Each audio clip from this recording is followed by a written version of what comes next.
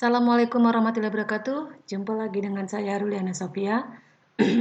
Pada kesempatan kali ini kita akan belajar materi himpunan, melanjutkan materi yang kemarin ya anak-anakku. Oke, apa saja yang akan kita pelajari untuk sekarang adalah himpunan semesta, komplement, irisan, dan gabungan. Apa sih himpunan semesta itu? Namanya aja semesta. Semesta itu kan berarti luas, berarti yang mencakup keseluruhan. Sama. Dalam kehidupan sehari-hari, semesta itu adalah yang mencakup keseluruhan dari dalam matematika juga begitu. Himpunan yang memuat semua anggota yang dibicarakan. Simbol himpunan semesta adalah S. Sebagai contohnya seperti ini. Himpunan A adalah 1, 2, 3. Himpunan semesta yang mungkin untuk himpunan A adalah 1, 2, 3. Jadi himpunan A ini, himpunan semestanya boleh yang memuat keseluruhan, tetapi dia tidak boleh kurang. Kalaupun misalkan di sini himpunan A 1, 2, 3, himpunan S-nya 1, 2, 4, itu tidak benar. Jadi yang benar jika A-nya 1, 2, 3, maka himpunan semestanya adalah 1, 2, 3. Nah, contoh yang lain untuk himpunan semesta himpunan A ini adalah 1, 2, 3, 4, 5. Mengapa begitu? Karena di dalam himpunan semesta yang ini terdapat anggota yaitu 1, 2, 3. Nah, yang ketiga contohnya 1, 2, 3 dan seterusnya. Artinya dan seterusnya di sini banyak sekali angkanya. Nah, karena masih memuat 1, 2, 3, maka S yang di sini juga merupakan himpunan semesta dari himpunan A. Nah, yang keempat adalah himpunan bilangan asli. Kita tahu kan yang namanya himpunan bilangan asli itu mulai dari 1, 2, 3, 4, 5, dan seterusnya. Maka S juga merupakan himpunan semesta dari himpunan A. Nah, sekarang himpunan bilangan cacah. Himpunan bilangan cacah juga merupakan himpunan semesta dari himpunan A. Mengapa? Karena himpunan bilangan cacah mulai dari 0. 0, 1, 2, 3, 4, 5, 6, dan seterusnya. Maka karena di dalam himpunan bilangan cacah itu terdapat himpunan A, maka S. S yang himpunan bilangan cacah itu mewakili dari semesta himpunan semesta dari himpunan A. Nah, setelah itu adalah himpunan bilangan bulat. Himpunan bulat mulai dari min tak hingga sampai tak hingga. Di dalam himpunan bilangan bulat terdapat 1, 2, 3. Maka himpunan bilangan bulat merupakan himpunan semesta dari himpunan A. Oke, selanjutnya. Komplement. Komplement yaitu semua anggota yang tidak ada pada himpunan A. Apa sih simbol komplement himpunan A itu? Simbolnya adalah A pangkat C atau A petik seperti ini. Nah, contohnya, jika semesta pembicaraannya itu adalah 1, 2, 3, 4, sementara himpunan A-nya adalah 1, 2, maka A komplement atau komplement dari A berarti yang bukan A. Yang mana sih yang bukan A? Berarti dia hanya 3 dan 4 saja. Coba kalian perhatikan, untuk gambar ini merupakan diagram Venn. Ini yang kotak besar itu adalah semesta pembicaraan. Jadi semuanya anggotanya memuat semesta pembicaraan. Jadi 1, 2, 3, 4. Nah, himpunan A itu anggotanya hanya 1 dan 2. Maka kita lingkari di sini himpunan A hanya 1 dan 2. Nah, yang ditanyakan adalah A komplement. A komplement berarti yang bukan A, berarti yang di luar A. Yang mana sih yang di luar A? Yang di luar A hanya 3 dan 4. Maka A komplement dari himpunan semua anggota yang tidak ada di himpunan A. Seperti itu. Nah, sekarang kita kalau irisan. Nah, dalam kehidupan sehari-hari yang namanya iris itu apa sih? Iya, dipotong, ya kan? Nah, iris itu dipotong, maka dalam matematika irisan himpunan A dan B adalah anggota yang ada pada himpunan A dan himpunan B. Simbol A irisan B adalah A irisan B seperti ini. Jadi seperti ini ya. Dia seperti N tetapi bukan N. Nah, contohnya jika S-nya itu 1, 2, 3, 4 sama seperti yang tadi, tapi di sini ada himpunan A-nya 1, 2, himpunan B-nya 2 dan 3. Nah, maka A irisan B itu yang ada di A dan yang ada di B. Lihat, kalau di A itu ada 1 dan 2, di B ada 2 dan 3. Yang sama yang mana? Yang 2. Berarti A irisan B-nya adalah 2. Nah, kalau kita buat di dalam diagram Venn, maka gambarnya seperti ini. Ini adalah S ya, himpunan semestanya, anggotanya 1, 2, 3, 4. Nah, himpunan A itu anggotanya 1 dan 2. Sementara himpunan B anggotanya adalah 2 dan 3. Nah, yang ada di A dan di B itu anggotanya berapa? Iya, betul sekali, hanya 2 saja.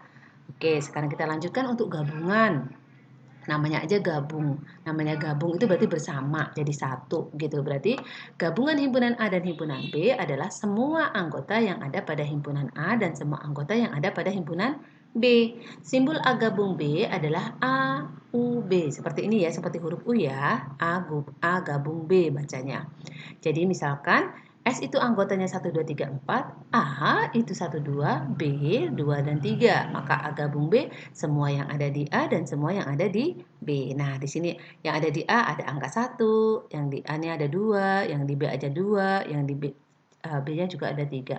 Loh, kenapa kok duanya hanya ditulis sekali? Ya, karena untuk anggota yang sama hanya ditulis sekali. Kita lihat di sini jika dibuat dalam himpunan diagram Venn, maka gambarnya seperti ini. Ini S ya, semuanya jadi 1, 2, 3, 4. Himpunan A anggotanya 1, 2, himpunan B anggotanya 2 dan 3. Kita lihat di sini yang diarsir ya, yang diarsir itu adalah himpunan A dan himpunan B. Berarti 1, 2, dan 3. Oke. Nah, sekarang contoh soal. Masih ingat ya? Ditentukan himpunan A didefinisikan dengan X sedemikian hingga X kurang dari 7 untuk X bilangan asli. Nah, berarti siapa aja sih anggota himpunan A? Anggota himpunan A adalah 1, 2, 3, 4, 5, 6. Karena bilangan asli mulai dari 1, karena kurang dari 7, maka dia sampai 6. B didefinisikan dengan X sedemikian hingga X kurang atau sama dengan 7 untuk X anggota bilangan cacah. Nah, berarti karena bilangan cacah mulai dari 0, karena kurang dan sama dengan, maka dia sampai 7, 0, 1, 2, 3, 4, 5, 6, 7. Nah, yang ditanyakan di sini adalah A irisan B. Masih ingat dong yang namanya A irisan B itu ada di A dan juga ada di B. Berarti mana saja? 1, 2, 3, 4, 5, 6. Nah, berarti A irisan B adalah 1, 2, 3, 4, 5, 6. Oke. Nah, sekarang contoh yang kedua. Kepada 150 siswa diberikan angket untuk memilih kegiatan pengembangan diri.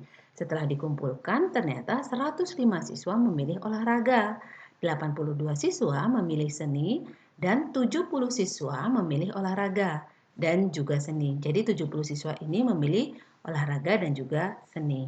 Sisanya memilih jenis kegiatan lain. Yang ditanyakan, berapa banyak siswa yang memilih jenis kegiatan lain? Nah, sebenarnya ini gampangnya seperti ini.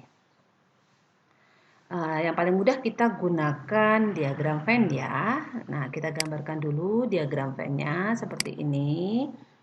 Kita lihat dulu di situ ada berapa keseluruhan anggotanya. Nah, di sini kan keseluruhan anggotanya ada 150, maka yang di sininya itu semua yang di dalam kotak itu harus 150. Nah, di sini ada berapa angket. Angketnya untuk apa di sini? Di sini siswa olahraga dengan siswa seni. Nah, berarti kan ada dua ya, olahraga dengan seni. Maka kita buat lingkarannya itu dua. Yang pertama itu lingkaran untuk olahraga, yang kedua itu untuk lingkaran seni gitu ya. Di sini anggap aja di sini O olahraga, ini S itu seni. Setelah dikumpulkan ternyata 105 siswa memilih olahraga, 82 siswa memilih seni gitu ya. 70 siswa memilih olahraga dan juga seni. Nah, yang 70 siswa ini kan 70 ya. 75 karena memilih olahraga dan seni maka dia ada di perpotongan ini. Nah, 70-nya ada di sini. Nah, seperti itu. Nah, 105 memilih olahraga. Olahraga ada 105 gitu kan ya. Tetapi sini sudah ada 70. Jadi 105 dikurangi 70 hasilnya berapa? 105 dikurangi 70 berarti di sini hasilnya 35. Gitu ya. Jadi kan jadi 105 ya. Setelah itu di sini 82 memilih seni. 82 sini sudah ada 70, maka masih kurang berapa?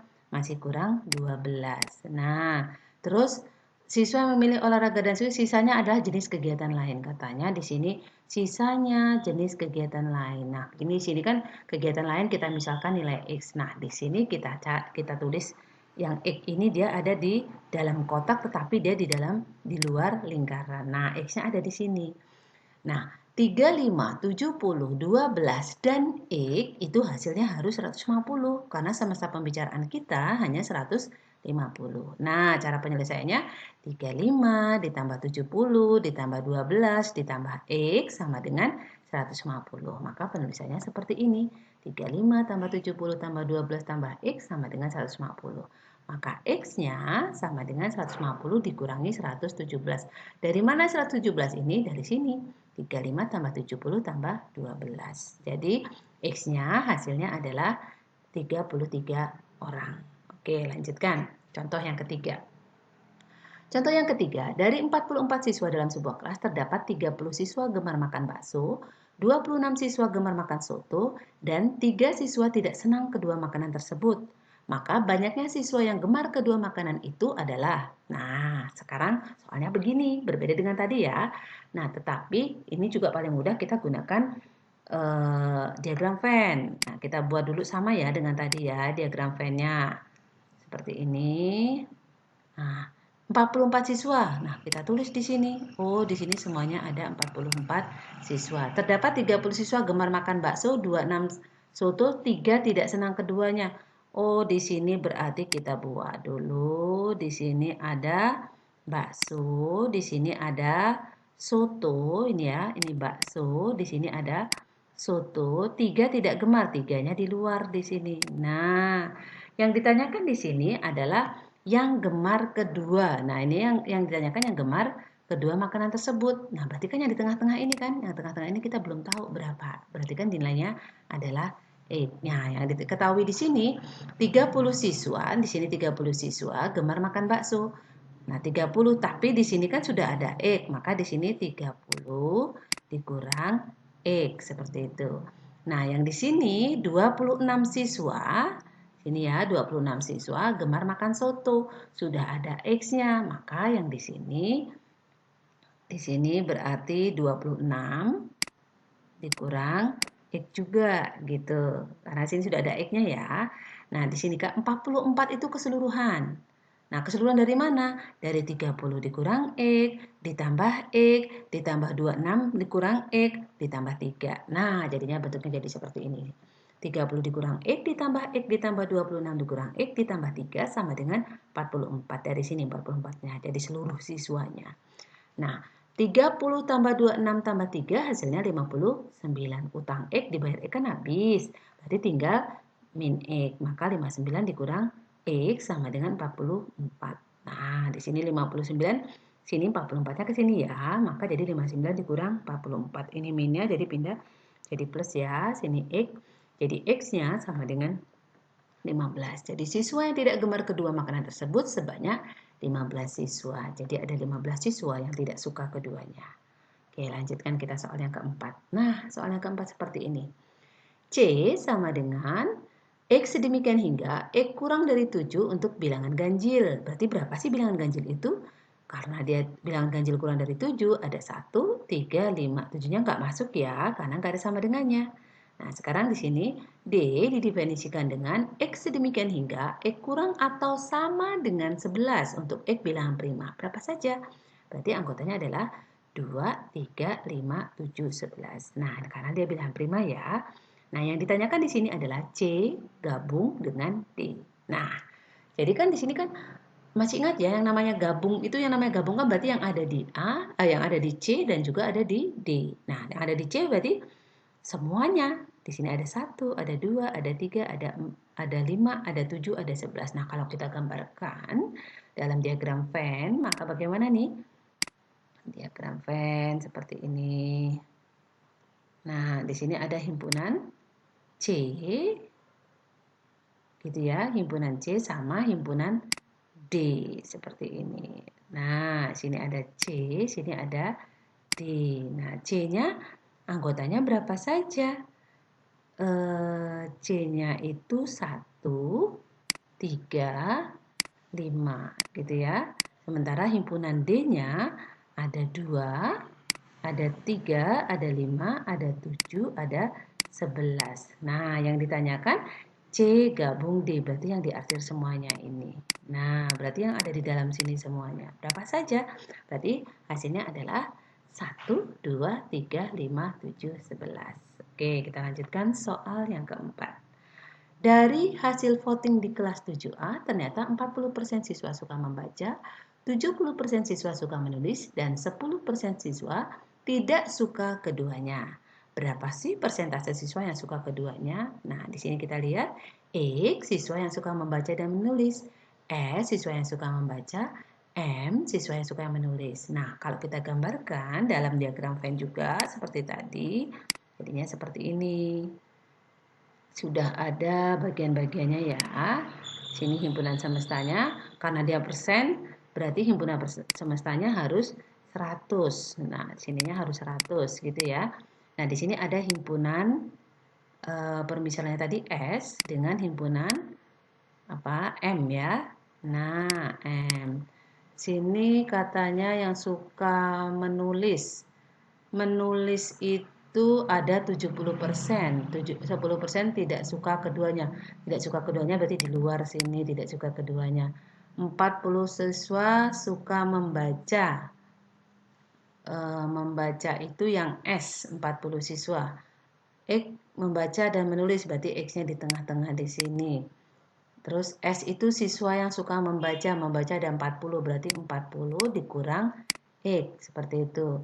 Setelah itu yang suka menulis dia ada 70 berarti di sini 70 dikurang X. Nah, jadi bentuknya seperti ini ya.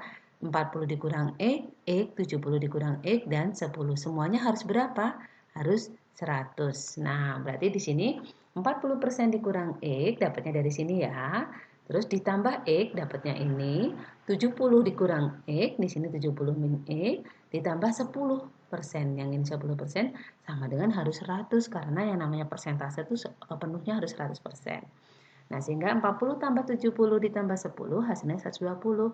Utang X dibayar X habis ya, tinggal min X saja. Jadi 120% dikurangi X sama dengan 100%. Nah, berarti ini 100-nya pindah ke sini, 120 dikurang 100%, min X-nya pindah ke sini, maka X-nya sama dengan 20%. Jadi siswa yang suka membaca dan menulis ada 20%. Oke, gampang kan ya? Nah, sekarang latihan soalnya. Silahkan kalian lihat.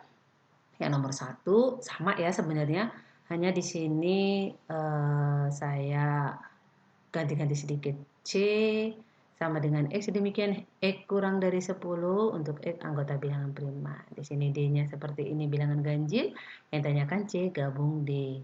Nah, yang nomor 2, kepada 100 siswa diberikan angka untuk memiliki kegiatan pengembangan diri. Setelah dikumpulkan ternyata 85 siswa memilih olahraga, 60 siswa memilih seni, 50 siswa memilih olahraga dan juga seni, dan sisanya memilih jenis kegiatan lain. Yang ditanyakan, berapa banyak siswa yang memilih jenis kegiatan lain? Yang nomor 2, dari 20 siswa dalam sebuah kelas terdapat 12 siswa gemar makan bakso, 15 siswa gemar makan soto, dan 5 siswa tidak senang kedua makanan tersebut. Maka banyaknya siswa yang gemar kedua makanan itu adalah titik-titik. Yang nomor 4, dari hasil voting di kelas 7D, ternyata 30% siswa suka membaca, 80% siswa suka menulis, dan 15% siswa tidak suka keduanya. Persentase siswa yang suka keduanya adalah titik-titik. Silahkan kalian kerjakan di dalam buku kalian untuk sebagai latihan. Saya akhiri. Assalamualaikum warahmatullahi wabarakatuh.